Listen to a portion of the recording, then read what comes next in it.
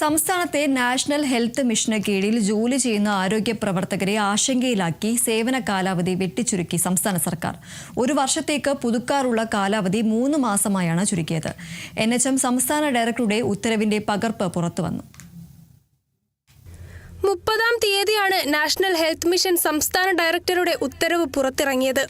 സാധാരണ ഒരു വർഷത്തേക്കാണ് നാഷണൽ ഹെൽത്ത് മിഷനിലെ ആരോഗ്യ പ്രവർത്തകരുടെ കരാർ പുതുക്കാറുള്ളത്. അത് 3 മാസമായി വെട്ടിക്കുറച്ചാണ് ഉത്തരവിറങ്ങിയിരിക്കുന്നത്. നിലവിലുള്ള തൊഴിലാളികളെ പിരിച്ചുവിട്ട് ഇഷ്ടക്കാരെ തിരുകി കയറ്റാനുള്ള നീക്കത്തിന്റെ ഭാഗമാണിതെന്ന് NHM എംപ്ലോയീസ് ഫെഡറേഷന്റെ സംസ്ഥാന ജനറൽ സെക്രട്ടറി മീര പറഞ്ഞു. ഒരു വർഷത്തെ കാലാവധിക്കാണ് NHMൽ 17,000-ഓളം വരുന്ന ജീവനക്കാർ ജോലി ചെയ്യുന്നത്.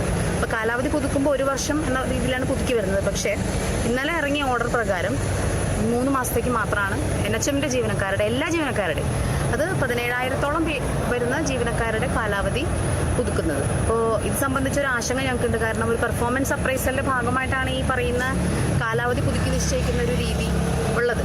അപ്പോൾ എന്ത് അടിസ്ഥാനത്തിലാണ് ഈ 3 മാസം എന്നുള്ളത്? ഇപ്പോൾ ജോലി ചെയ്തവരും ചെയ്യാത്തവരും തമ്മിലൊരു അന്തരമില്ല. 3 മാസം കഴിഞ്ഞാൽ ഇനി പെർഫോമൻസ് അപ്രൈസൽ വീണ്ടും വരും. അതിൽ ഞങ്ങളുടെ എല്ലാം പുതുക്കുമോ എന്നുള്ളൊരു ആശങ്ക കൂടി ഈ പറയുന്ന 17,000-ഓളം പേർക്ക് ഉണ്ട്.